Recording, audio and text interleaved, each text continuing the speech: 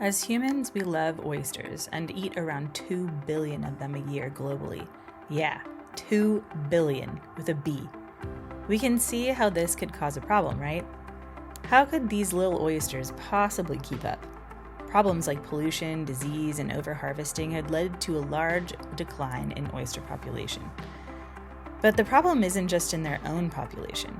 Oysters are a keystone species, so if they're removed, the entire ecosystem would change drastically. Luckily, there are a lot of organizations out there building solutions to these problems. Let's start at the beginning.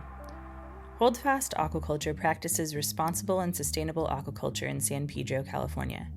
Here, millions of oyster larvae are produced each season.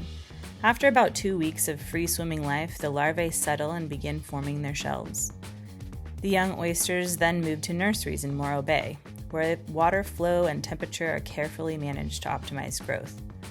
Oysters can filter up to 50 gallons of water per day, improving clarity and supporting surrounding ecosystems. Once fully grown, holdfast oysters are harvested as the only oysters produced entirely in southern central California. Over on the East Coast, researchers at the University of Maryland are trying to gather information on oyster density, survival, and reef structure. They are using high-resolution video collected by the Blue ROV to build an annotated dataset of oyster beds in the Chesapeake Bay. Alongside video footage, computer vision tools like Mask RCNN and Detectron2 can average a precision score of 81.8% in detecting and counting oysters, a major improvement over manual surveys. These projects support a broader $10 million 5-year USDA NIFA initiative to modernize shellfish aquaculture with robotics, AI, and automation. Back in California, some of Holdfast's oysters made a guest appearance at Blue Hour, an event focusing on the future of the blue economy and regenerative aquaculture. Fresh, local, and sustainably grown, these oysters helped us highlight the connection between marine technology, aquaculture, and community. And that was pretty cool.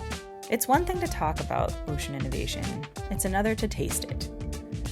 Well, you knew it was coming to this. After the oysters are eaten, the shells can enter the Shells for Shoreline recycling program, where each shell is collected instead of ending up in a landfill.